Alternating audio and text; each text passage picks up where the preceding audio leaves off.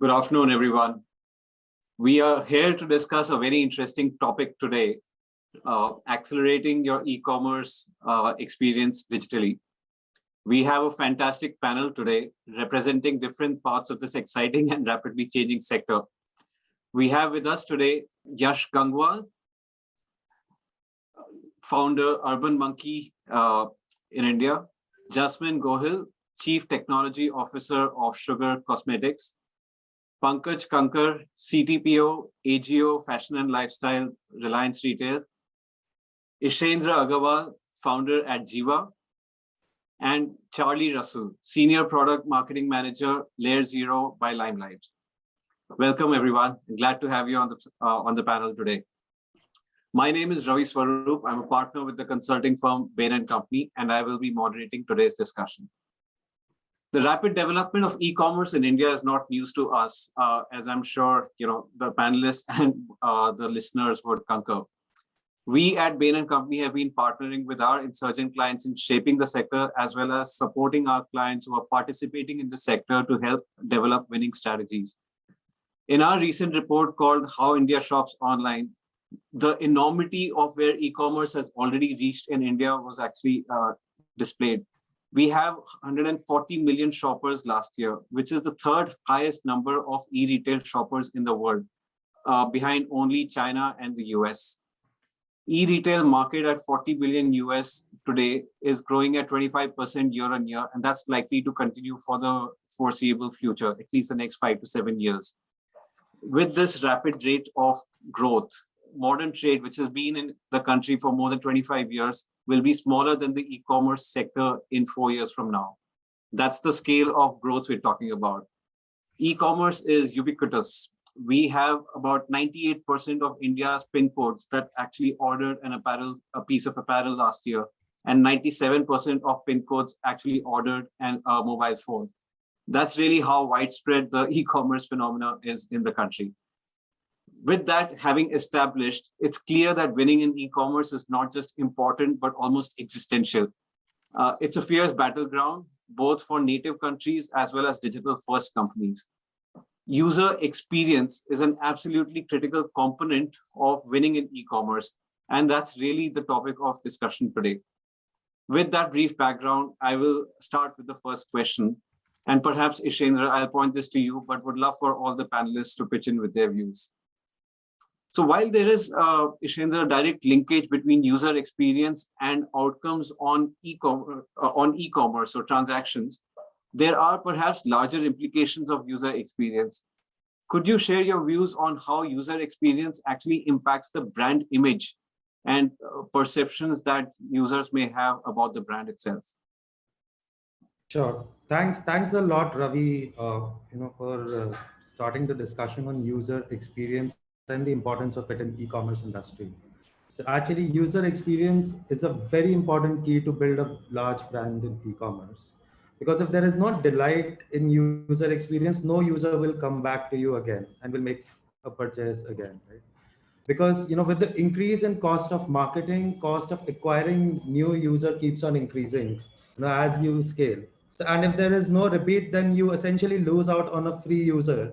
And you also lose out on a customer evangelist who will talk about your brand to multiple other folks. And this in turn leads to your higher marketing costs, which fits very bad in unit economics, and hence the brand tanks. Which is why having a right user experience is much, much important. It's very important in the entire journey of building a large brand. And that user experience, it just, is not limited to a tech user experience or any specific user experience, but it starts with the right set of product, with the perfect quality of product, then having the entire seamless tech stack to service the customer, then ensuring your delivery services are seamless and trackable, and then your post-purchase customer support experience is also seamless. So it is just not limited to pre-purchase, but also the post-purchase experience that a user gets. Well, he makes a bunch of great points. And one of the things the research shows is that when people leave, they often don't come back. And one of the things that makes them leave is a poor user experience. So I might start there. Anyone else got thoughts? I think, Ishendra rightly pointed out It is not only tech experience or purchase experience that a lot of time we sort of focus on.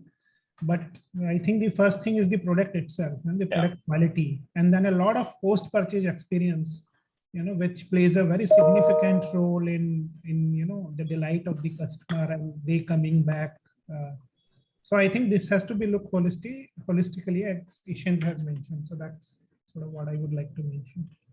Yeah, I think that resonates very strongly, Pankaj, as Ishendra was talking about it. I mean, of course, all our businesses start with having the right product as such, but how we deliver that product and the experience of discovering, purchasing, and receiving and experiencing the usage of that product. So it's the entire user journey from discovery to usage, and is really where as providers of products and services, we have to think about the experience on all of these touch points.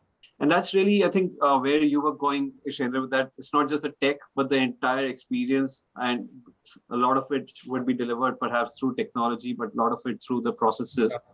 And I guess our organization sitting behind the technology. We'd love to hear opinions from others as well. At Urban Monkey, we kind of look at the whole user experience and kind of flip it around. So, if we were a retail store on the streets and we had 1,000 customers coming in and 900 would have shoved stuff in their cart and left it at the payment counter, we would have lost our minds as to, why are there so many shopping carts at our counter? So, we look at it at a very fundamental level as well, that without having that experience, you're already giving the customer reasons to not trust you, which is why they're probably abandoning their cart and leaving. So it's like the most important or fundamental thing of being a D2C or a e-commerce brand has to be the website experience and the ease of use. Since there's so many regional languages, not everybody knows add to cart or whatever, but they know the icons and the shopping bags. So it's very, very important in a place like India, I feel. That's a great point, Yash. Essentially, whether it's digital or in person, right? As close as you can get to an in-person experience, a live experience. You don't wait for pages to load. You don't wait for people to appear when you're actually visiting a store.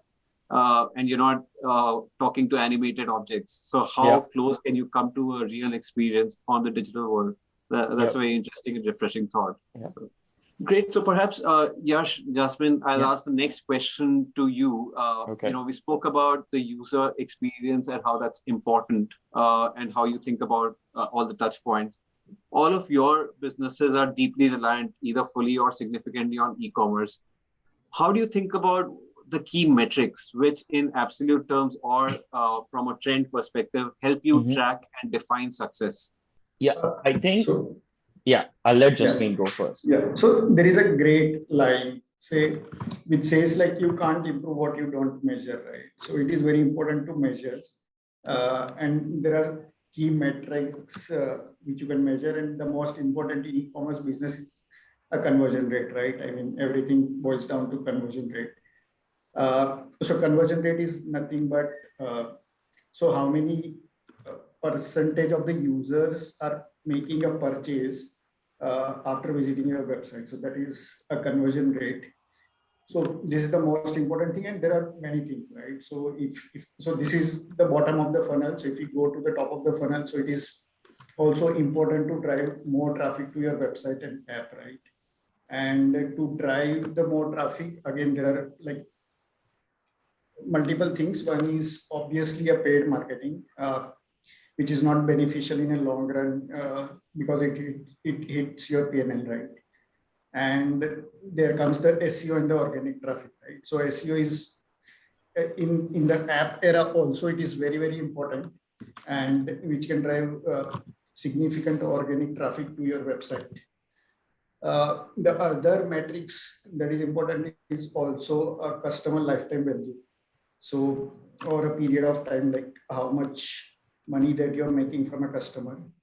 Again, there are multiple things. One, because this lifetime value depends on like two things. One is obviously how much average order value you can drive from one customer. And the other thing is the repeat of the customer, right? So how many times the same customer making purchase from your website. So here again, this depends on the user experience, right? Because if user is happy with your website, with the post purchase experience, then they'll come again and they'll buy.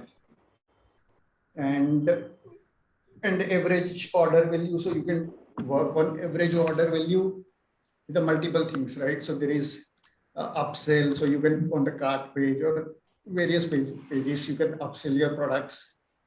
You can create the combos and kits and sell multiple products in one go. So there are various ways to improve the average order value. Then the most important thing is customer acquisition cost, right? So how much you're spending on acquiring the customer. So that is also a most important part. The cart drop off, which Yash already mentioned. So that is also a very important metrics. How many people are dropping after adding to the cart and how you can bring them back. And then there are various metrics. So yes, you can probably. Yeah. No, I think Jasmin, you rightly said the most important one is your conversion rate, and everything else below that, kind of all the other metrics are what you tweak to make your conversion rate much better than it is. So I think it's very important for new businesses and business in general to split up the metrics separately for ads. Like you said, for ads, it's about customer acquisition cost, the ROAS, the click-through rate to see how good your creative is. Are people actually buying in, clicking on that ad and moving to the next part? And then you look at your website metrics, like you said, the abandonment rate for cart, for checkout abandonment rate as well. There is a lot of that going on in India. And, ultimately all these things do define your conversion rate. But I think one thing that is also important, which we need to track as an e-commerce business, is your metrics for your product. What is your sell-through rate?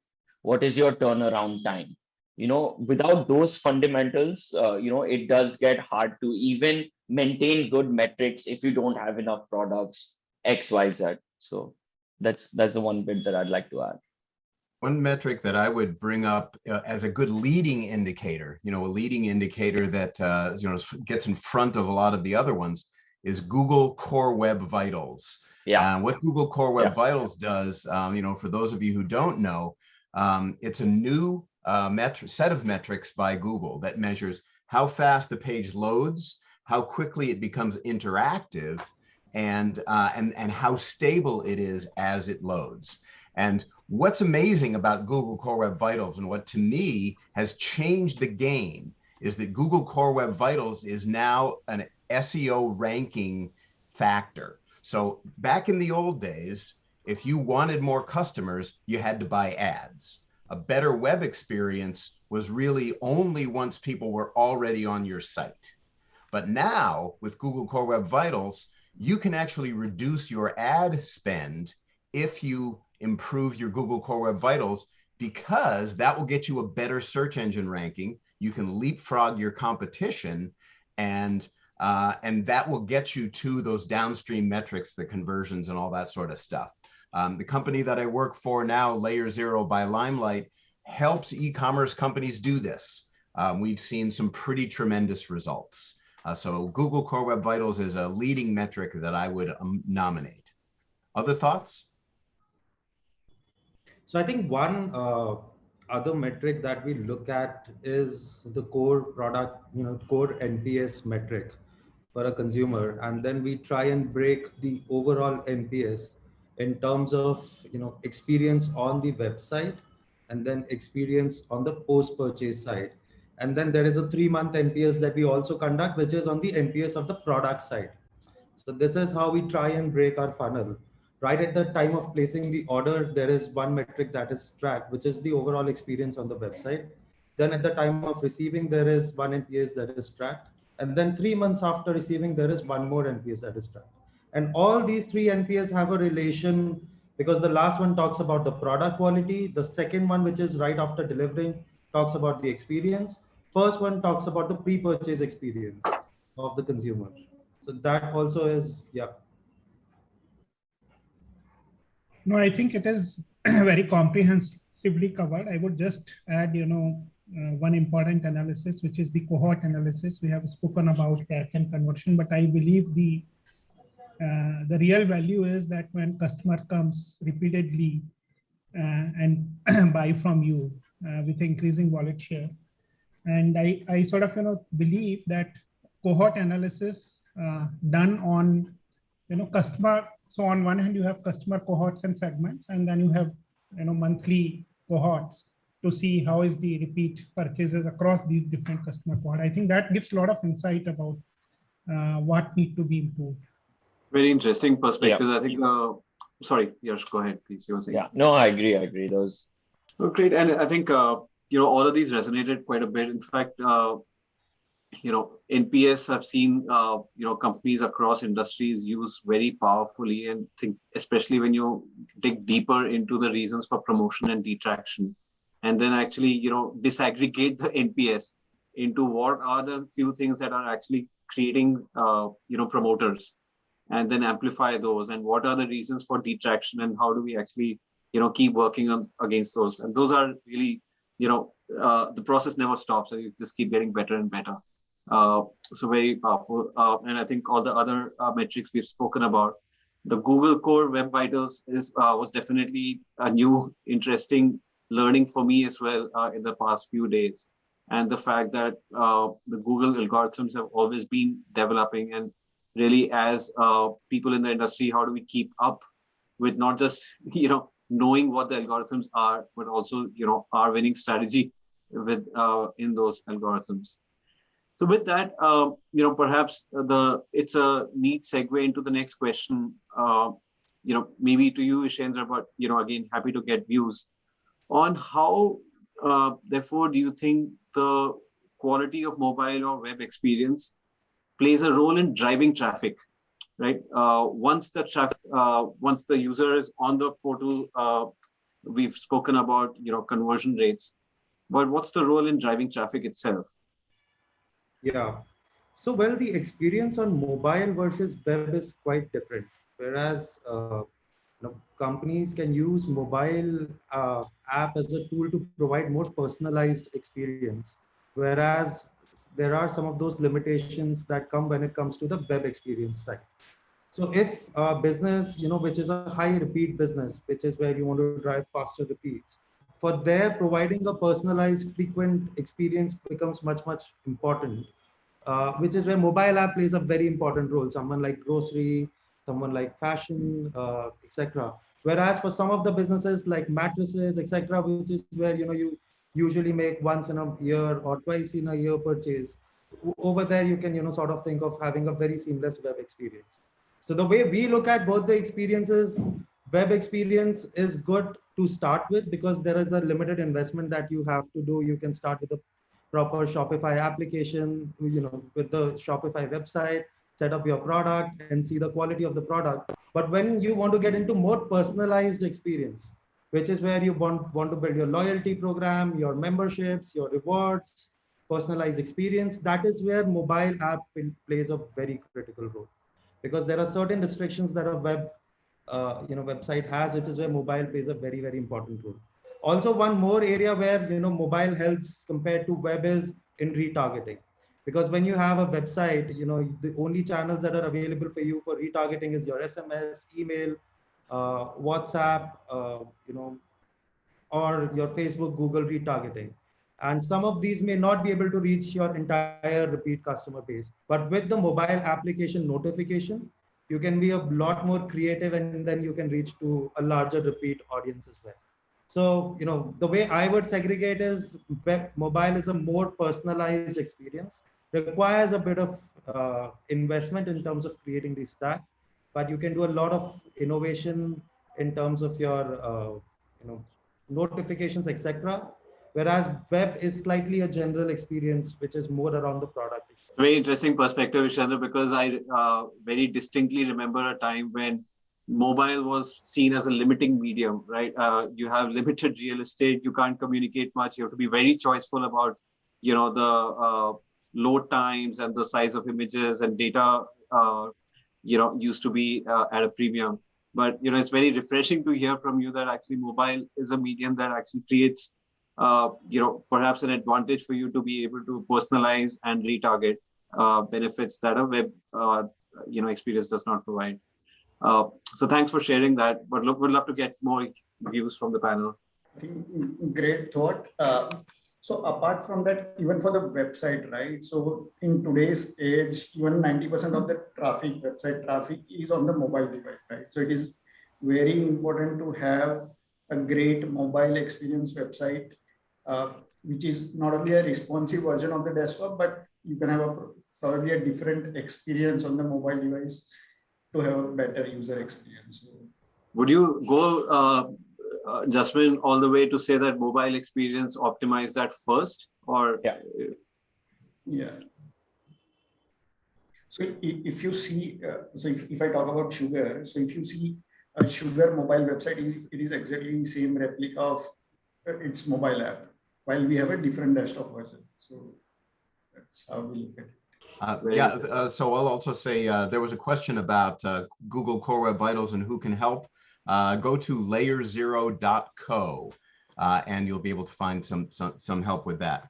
And I'll also say, as far as the situation, this question at hand about getting traffic through better web experience, we've seen lots of companies that have, using the technology that's now available, have been able to drive better web experiences, better conversion rates, better traffic, better revenue. Again, if you go back to that same site, layerzero.co, and just pull down resources and hit customers, you can read case studies. Yes, perhaps, a follow-on question, and I think something that's, top of mind for, I'm sure, all of you, but, also a lot of the audience. Customer acquisition cost, it's top of mind for everyone. And, we spoke about a lot of the metrics, but if this was one metric and we were to track how this metric has trended in the last 10 years, the year-on-year growth is quite impressive. We would like to see that growth in our businesses. So with that, it's not only, starting a business is never easy, but this is the new challenge for a business where, while the internet is democratic, provides equal opportunities to everyone, it's now quite expensive to scale up a business, especially from an acquisition standpoint. How do you think about, in that context, we spoke about driving traffic, but is there a different lens one can apply to, customer acquisition, lower ad spend and rerouting that money to potentially other areas that might help you get better customer acquisition? So optimization, SEO, or anywhere else you might want to go with this. So I think SEO is probably one of the the best tool which gives you the most return. I think everybody would agree with us on that over time the compound effect of SEO really comes through, and that's probably the best customer acquisition cost you're going to get. But in terms of Facebook, I think, we're in an age where there's not even much targeting that you can do. It's really all about how good your creative is these days. So for us, at least in our experience, at least in the last year, the only sort of optimization we can do on Facebook is changing creatives, testing creatives, and testing out different levels of budget to see what is more profitable, not what gives you the most sales. Because you can keep throwing money at it. I don't think it's going to make a difference. The second most important thing is not about optimizing your ads, but optimizing your website, your experience. The more you tweak on those numbers, the more you try to incrementally improve your abandon rate, your checkout abandon rate, your view product to add to product rate. The more you try to improve your click-through rate for your ads, that's when really you're going to start optimizing your Facebook ads by optimizing your website. And another really good way I feel to improve your customer acquisition cost is to not worry about customer acquisition cost and start worrying about how to increase your average order value. Because the minute you start figuring out how to successfully do that, your customer acquisition cost is going to become a smaller share of your invoice value. Another thing that I feel now it is more important than ever before, email is dead, at least for our target age group, between like 16 to 30. Nobody checks their emails, especially the promotions tab. So with WhatsApp in play now, building a customer list and being active with them and segmenting those customer lists into different WhatsApp groups and giving them messages and promotions in the right intervals is really one of the most effective ways to get sales right now. WhatsApp is so cheap, it's so easy to do that I think that's really, we're seeing a change in landscape where it's more important for D2C businesses to own their customer list, their WhatsApp groups, their emails, and that's what drives sales. Makes a lot of sense. Yes, thank you. I think the email is dead is perhaps the tagline for the next session. And fully resonates. And I think the other point that resonated is that you have to own your customer, right? And the touch points with your customer. You can't outsource that to someone else. And how do you actually manage your customers? Engage with them too often, and they will ignore you. Engage with them very rarely, they won't remember you. So what's the right balance of frequency and your method of engaging with them? I think if I zoom out, the larger takeaway is that once acquired, a customer is very valuable, right? And therefore extracting more value from repeats and getting them to buy again is actually way more valuable than finding the next customer who will transact with you. I agree. We need to spend less time trying to make our ads work and worry about more of the fundamental things. And I think everything else just follows. Absolutely resonates. Anyone else on this particular question of customer acquisition cost? Burning question everywhere right now. I would just reiterate, two things which Yash and you already covered. Focus on fundamentals and look at CAC to LTV and not just CAC in isolation. I think I would just repeat that. Yeah, and I'll just say again, we brought up Google Core Web Vitals, but it's very, very relevant here in terms of customer acquisition cost. Again, it's almost strange to think of website speed as being a factor in customer acquisition cost, but it actually is now. So improve your Google Core Web Vitals and you'll reduce your customer acquisition cost. Thanks, Charlie. And Pankaj, since you went last, I'll take the liberty of asking the next question to you. Especially because given the organization and the business that you work in, you've been in the space for several years, and you're a part of the large organization that's actually doing a lot of different things in the space as well. So therefore, the question is around the development team and the capability of the development team. We all perhaps know how critical it is to not just have the right tech stack, the right technology backbone, but also the right team and the capability in that team. The question to you, Pankaj, is building on top of that. So how do we ensure a better development experience for the team, and how can that lead to an enhanced e-commerce experience on the mobile or the website? How do we equip the team with the best tools available and drive their focus on the most value-added activities that impact experience? I wouldn't want to elaborate more on the question, but we all know that teams can get lost in, fixing the basics, the fundamentals, or spend their time on things that are actually not driving experience, but, perhaps some other objectives. So any thoughts on this would be great to have. I think, before tool, I would like to sort of speak about a couple of softer aspects. One is that connecting the developers with the business as much as possible, right? I think that not only motivates them and tell them the impact of the work they are doing, because I think most of the developers, engineers, the biggest satisfaction is when you see people using the things that you have built and understanding, right? So for example, one of the things when I joined Lenskart, I started was that every engineer who is joining as a part of onboarding program, they would have to visit at least 2 stores, and the team which is joining in our corporate office where our warehouse and manufacturing was have to visit that as well.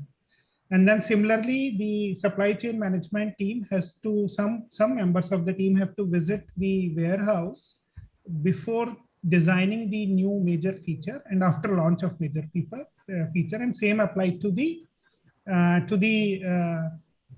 point of sales team as well, visiting the store. So that brings a lot more better perspective, right? Because what are the thing you are building depends on what is the context, who are the users of that product you are building, and it also enhance the engagement of the. So I think that's one element. Second, I would also say that, you know, a lot of time as an engineer, we think of, the people think of features, right? That this is what business has told. And I think inculcating and building this environment where people are not only allowed, but they are encouraged to ask questions that why I am asked to build this. No matter, you know, whether it is a CTO or CEO asking, you know, I encourage this, that, you know, ask what is the use, why this, and share your thoughts. So those are on the software elements. And then I think coming to the tools nowadays, you know, with cloud and building cloud native, I think a lot of things has become easy where you are using not only infrastructure, but also platform and other services, whether it is messaging or it is it's a ML toolkit like TensorFlow. So I think, you know, educating and connecting with your cloud provider so that your developers understand these off-the-shelf software components which are available, right? And we are not reinventing wheel. Then with whole containerization and these technologies, again, you know, making things easier for to, you know, not doing some of the basic boilerplate work, right? And again, automation frameworks. The other element I sort of believe is that once the product market fit is achieved, you know, doing the architecture, building it in a scalable fashion so that later on, when you are seeing growth, you don't have to invest a lot of time in repaying your tech debt and sort of, you know, spending a lot of time on production issues. And because this is, I have seen again on some of the fast growing company where a lot of bandwidth goes into that, and you have to then do a surgical intervention to get things aligned. So I think those are some of the learnings I would sort of, you know, highlight to address this question. Interesting. We've seen a lot of the same things, and you know, one of the concerns actually is, you know, all of these cloud services that people are now using to build websites, piecing them together has become harder and harder for developers. You know, we hear a lot of challenges that CTOs and, you know, people who are building websites have, just gluing things together and keeping them stuck together. And, you know, another challenge that we've heard honestly is, you know, these are hard skills to develop. You know, the developers who know how to do this become more valued in the marketplace.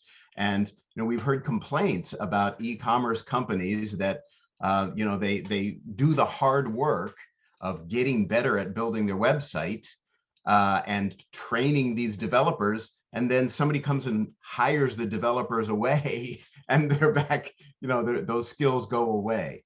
So, you know, in fact, the one of the things that Layer 0 does is kind of streamline that whole thing. For example, it can take at least 20 web services to build a modern website. You know, AWS services or Google or Microsoft Azure or whatever services you use. And you know, Layer 0 kind of puts all that together into one platform. It actually builds edge services right in, lets people build edge services like CDN and edge compute and serverless just right into the application. So it kind of streamlines all of those steps. So yeah, there's a lot of challenges in building a website, and in ways it's getting more challenging, not less challenging. Thank you, Pankaj, Charlie. I think just like email is dead, I think the other one is, let's not spend time repaying the tech debt. So I think the entire thing about, there is enough complexity now to in trying to take away the complexity. So using 20 services to actually all those services exist to make life easier, but there is always a better and a better tool. So how do you keep up to date? So quite a challenge. With that, maybe I'll transition to a burning topic, which is not always top of mind from an urgency standpoint, but at least in my priority list, top of the list from a importance perspective, which is cybersecurity. One incident can actually take a business away, and that's really how critical it is. So perhaps, Jasmin, to start with, I'll ask this question to you. Cybersecurity and the number of incidents of hacking or frauds have actually increased in step with the growth of e-commerce, if not faster. With that background, how do you think about, one, the importance of cybersecurity in protecting your business growth? And really, any thoughts or ideas you would have on how to progress on this? So you rightly said, right? It can make or break your company, right? So imagine a news saying this many users is compromised from your company, right? It can break the customer trust, and the customer will be scared to put their information on your website and app, right? So it is very important. And generally the company do one mistake is like they tend to think we are too small to get into this thing, right? So cybersecurity, we are too small. We should not worry about the cybersecurity right now. And generally, if you see the trend, the hackers, they target the smaller companies the most, right? So it is very important to focus from the beginning on the security. And there are like basic checks and balance, right? So on the server side, what are the firewalls? What are the necessary access or the restrictions you put in, and so is your APIs are restricted, the authorization is restricted, and this can be a loss of data and eventually a loss of revenue, right? So it is very important, and you should have a cyber security analysis done on your website and app to avoid any kind of vulnerability, right? So it is very important, and it should be focused from the beginning instead of having less focus. Makes a lot of sense, Jasmin. I think the catchphrase for me was we are too small, so we're never too small, right? To talk about and take steps on cybersecurity. It's really something that you start with rather than come to at a later stage. Yeah, I saw a statistic that said that 39% of breaches start with a web application. So, there's three basic types of security for a web application. So one of them is web application firewall, so often called WAF. And WAF just protects your web application from people trying to get in. The second is DDoS attacks. So DDoS is a distributed denial of service attack, I believe. And that's a type of attack that people try to design to attack a website. And the key to that is being behind a large defense surface, like a large CDN, like Limelight's. And then the third is bots. So there's good bots and there's bad bots. So if you have a bot security tool, you can block the bad bots and protect and pass the good bots. Good bots like search engines, for example. How does one develop these, Charlie? They do sound quite interesting, but yeah. So there's the easiest way is to just go to a service like ours, like Layer Zero's, that builds it in.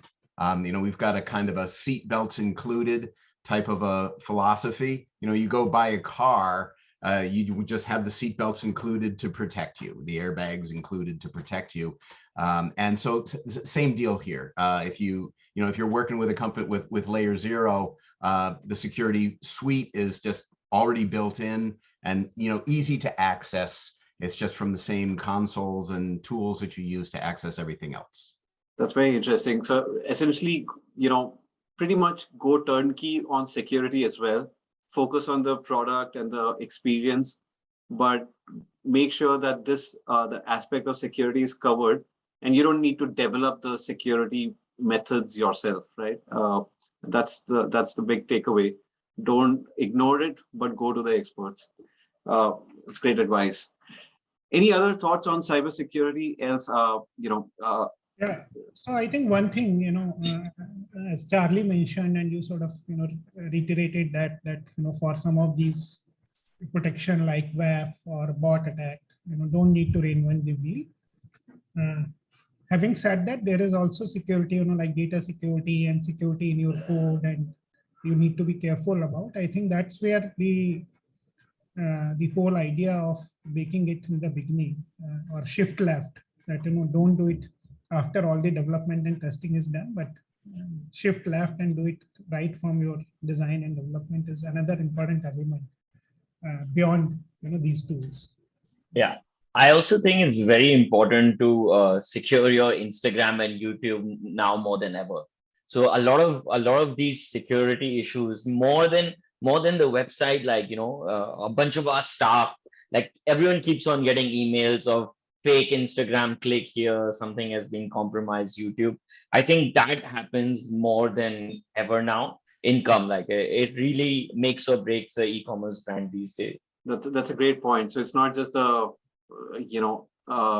hacking attacks, but friends and family and employees who have disproportionate access. Yeah, so they're getting random emails sent to them. Not everybody knows to check XYZ. So you have to train everybody in your office, especially the people with the access, to not click on such things. Very basic stuff. Yeah. Or put 2FA for your Instagram and YouTube, Google Analytics ads. Just simple things. Yeah. Yeah, that's a good one, Yash. I mean, don't forget the basics, because very often those are the ones that get skipped. Yeah. Great. And perhaps now to the last question I had on my in my list, after which I'll go to some questions that the audience has sent across. But before I get to the audience questions, just would love to get views from this panel on what are the future trends that the audience should be mindful of when we think about the evolution of e-commerce in the next few years. Pankaj, perhaps we could start with you, but would love to hear inputs and views from everyone on this. Sure. So, we can debate whether it's a future trend or not, but I believe that one of the biggest thing would be the converged commerce, right? And I see it moving from early adoption to the mass adoption phase over a period of next few years. I still see that, the omni-channel or converged commerce experience still is fragmented rather than being truly converged and seamless. So that I see as a big trend. And when pandemic hit, the brick and mortar, everyone has to go, the digital route. And now when the restrictions are easing out, some of the early trends are indicating that there is a lot of heavy traffic in brick and mortar store, eating on the, especially in our category, eating on the e-commerce pie, right? Because after 2 years, people are suddenly out. It's not just about buying, especially if you move out from essential categories like groceries. And I think that's where, again, the whole converged commerce is going to become very critical. And I think the next wave in the converged commerce would not be that treat every channel as same, while providing a connected experience also complement them, right? Like, so that I believe is a big thing. Then I see the live commerce and social commerce can be another big thing, right? Because what we miss in the digital world is that human connection and conversation that you have with sales executive and advice. And I think that's another big trend. And on the social side, we are already seeing Pinterest and Instagram and the e-commerce having their presence and stores on the social side. So that again would be a very interesting trend to look forward to. Third, I would say, is the whole sustainability thing. And as we see the generations which are coming are very very aware of these things. And in fact, in their decision making, this is increasingly becoming an important factor about sustainability or carbon footprint, environmental, ecological safety of things. So it's about the products that you are selling. It is about the delivery methods, like using electric vehicles or drones, as well as packaging, right? Like it encompasses across. So I think that would be another sustainable or green commerce would be another important thing to look forward to. Again, AR/VR is moving from early to mass adoption, but I think we have to still see, how it fans out. The virtual currency, we have seen wallet, credit card, and now we would see virtual currency as a payment option. And then even non-fungible tokens would be interesting thing to look into, that how this is being used on some of the payments and owning the digital assets. And if we combine all these three, I think it point us to an important trend to look forward to, which probably is hard to predict now. We have early signs, is this whole metaverse, which is going to be another area where you are going to bring the physical and digital products and experiences and provide better converged experiences into this. And this potentially is something like, what we used to think about internet in 1980s is what is sort of metaverse probably today. So it is hard to predict, but it's an interesting evolution to look after. And this potentially can provide very rich immersive experience connecting physical and digital, as well as taking personalization to next level, like hyper personalization. So I would say these are some of the trends that I would sort of very eagerly would be looking forward to. I think just to add to what Pankaj was saying about converging everything, I think I really agree with this brick and mortar point, where more and more people are going offline. And I think that is kind of created, and with COVID, I've been seeing a lot of pop-ups all around India coming up for three months. And these are mostly D2C brands who are setting up pop-ups all around India. And some, like Lenskart, is doing the endless aisle model, where they're still fulfilling everything from their one center, but still having retail stores. I think this combination of pop-ups and the endless aisle and brick and mortar is really going to bloom in India, where the D2C brands who have kind of enjoyed this wave of growth in the last 5 years will take that stepping stone and go offline, maybe in a smaller scale, in short bursts everywhere, but I really think it's going to become a very upcoming trend in the next 2 to 3 years. Yeah, I'll throw out headless architectures. Yeah. So, there's two basic parts of a website. There's the back end, which is all the processing that happens behind the scenes. And then there's the front end, which is what the users see. Right now, 85% of websites are built using a monolithic environment where back end and front end are together. But the 15% are already headless, and that's only going to continue to grow. A headless basically means that the front end environment is separate from the back end, and that allows people to develop and build much faster. It supports potentially faster website performance for the user. And there's a lot of other benefits to headless. So, I see that as a trend that's growing. Layer 0 supports, there are a number of frameworks. You may have heard of React and Next.js and Nuxt.js and Angular and Gatsby and all these things. These are all headless frameworks. And Layer 0 supports 45 or so headless frameworks right now. That's a growing trend. So I agree with Pankaj and Yash, as they said, the omni-channel experience is sort of a very big trend now, because what people are expecting is that the brands with which they were buying online, if it is present offline, they actually go and step into those stores to just get the experience of the product or the experience of the brand at an overall level.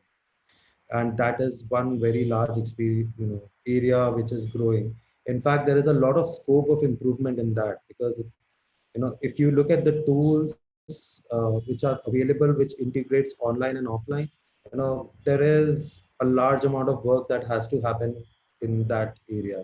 and there's a very limited work that has happened there. A tool which can, together bring omni-channel experiences.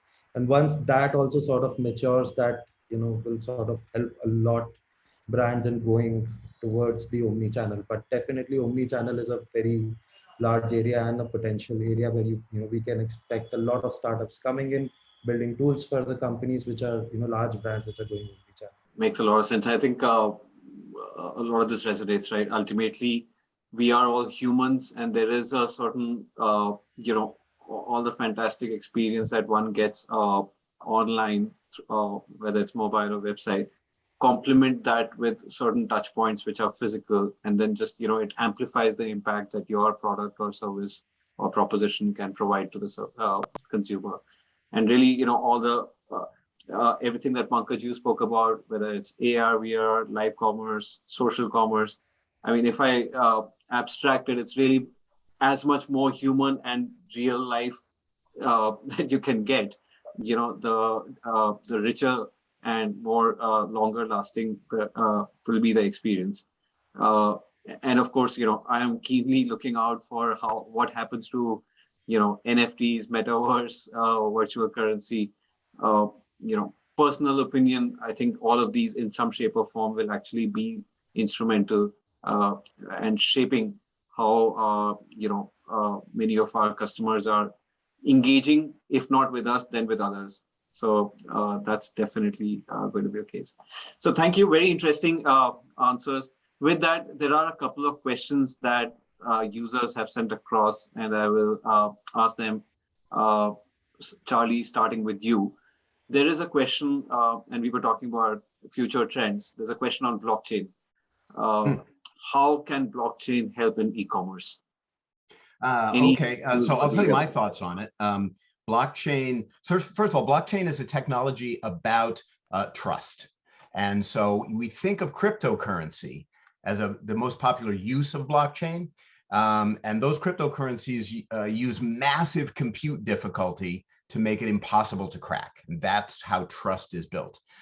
So certainly, financial transactions via cryptocurrency are one use of blockchain, but if there are other ways to, like, for example, if you have a trusted entity behind a blockchain, it does not require a room full of servers to process the transaction, and it becomes much less compute expensive.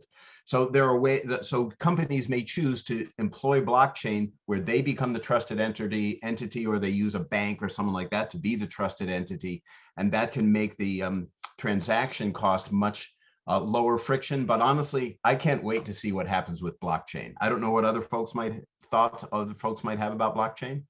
I think you mentioned about virtual currency. I think another big area where blockchain can play significant role, as you mentioned, it is all about trust. And wherever there are distributed autonomous entities involved, blockchain can play a role. I think supply chain and whole distribution and logistics, there's another big area where blockchain can play a very significant role. Like as it is called as from farm to table, dining table tracing. Where the raw material, or what we are calling in fashion and lifestyle, is from yarn to final garment, right? So I think it can play a very significant role and bring a lot of new other capabilities and experiences as far as trust and tracing is concerned to the consumers. Great. Another technology that I'm keen to learn more about and actually be an operator in some other lifetime. So the second question from the viewers, and that's not pointed at any individual as such, so I'll leave it open to the floor. And the question goes as such: we are in e-commerce in home decor, indoor gardening products, fragrance, candles. It's almost 6 months to launch our website. What will be the most effective way to get more leads to our website? Currently, we do social media marketing campaigns, but conversion is not so good. Can you highlight on influencer marketing? And what do you think? Will it be helpful? At a start, directly relying on Facebook, Google for results sort of becomes slightly challenging because, no one knows about the brand, and then you can only target people who actually like who are of similar interest as of the product, which is a which is quite a limited set, and then there are other brands which are competing. So one thing which really helps at a start to build a brand is, one is influencer marketing, and second is leveraging some of the partnerships portal, uh, which is where you can go on a slightly, for a start only, not at the end, but you can go for a slightly discounting route, and tie up with partnerships so that people experience your product, know about your brand, and then slowly and steadily build on performance marketing as and when your brand awareness keeps on increasing. So partnerships and influencer marketing play a very important role. The reason why influencer marketing also plays a very important role is because a lot of these micro influencers, are quite popular in their own geographies. And, once they start talking about the brand, or once they start telling about the brand, you start getting people who have a similar interest of the brand. And then your Facebook, Google sort of automatically keeps on identifying the interest groups that are relevant to your product. So which is where, these become your small brand ambassadors, a very effective source of getting, brand ambassadors to identify the audiences for your Facebook, Google. So, I think these are the two channels which help Facebook, Google identifying the right audiences for you. Thanks, Ishendra. Very helpful.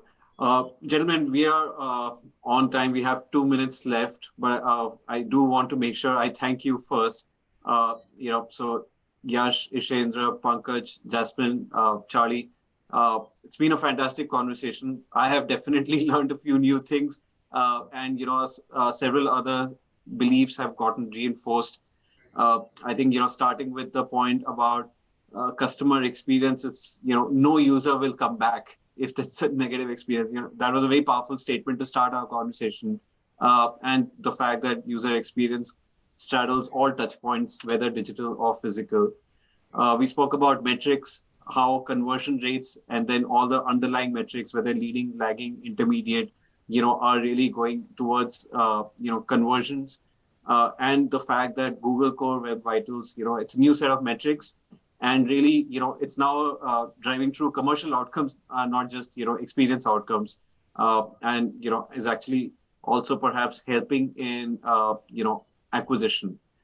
A refreshing thought on mobile is actually an advantage, compared to a disadvantage, which was a belief perhaps 10 years back. Helps us personalize, retarget, but as Pankaj very eloquently also mentioned later, the tech stack has to be built, keeping the future in mind, so that we're not spending our lives repaying the tech debt. So how do you actually build that into our plans? We heard about SEO providing the best returns. And to that, Yash, I think a phrase that I will remember for a while, email is dead.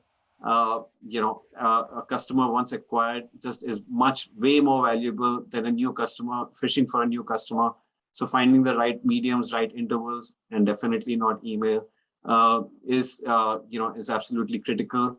Pankaj, your point about connecting developers with the business being very critical, but the fact that they have a lot of tools, but can we actually simplify life for them? Using an integrated tool, Charlie, I think, like you mentioned, would be super powerful. And finally, I think that we talked about, before the trends, which was a very interesting conversation. Cybersecurity. I think, Jasmin, the point that you made, we are too small to invest or think about cybersecurity. That's absolutely the wrong mindset.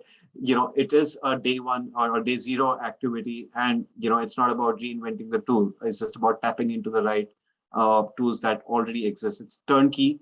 And Yash, the point that you made about simple things, think about the simple and the complex things on cybersecurity. And finally, I think we had a very, very interesting, set of comments and inputs from you on converged commerce, live commerce, social commerce, sustainability, which is a trend, across industries, and lots of different interpretations of sustainability, and lots of new things coming across on virtual currency, NFTs, metaverse. But really, I think the one thing that came across quite powerfully to me is that how are we making all our businesses more relatable, more human, and engaging with the customer across touch points in a way that's most naturally, coming to us humans. Years of evolution, we have to tap into that and not expect, our brains and our ways of interacting with each other to evolve in a few years. But thank you, everyone. Fantastic discussion. I know we've exceeded by a minute or two. Have a great day, and hope our viewers enjoyed this conversation as much as I did. Thank you, Ravi. Ravi. Thank you. Thank you.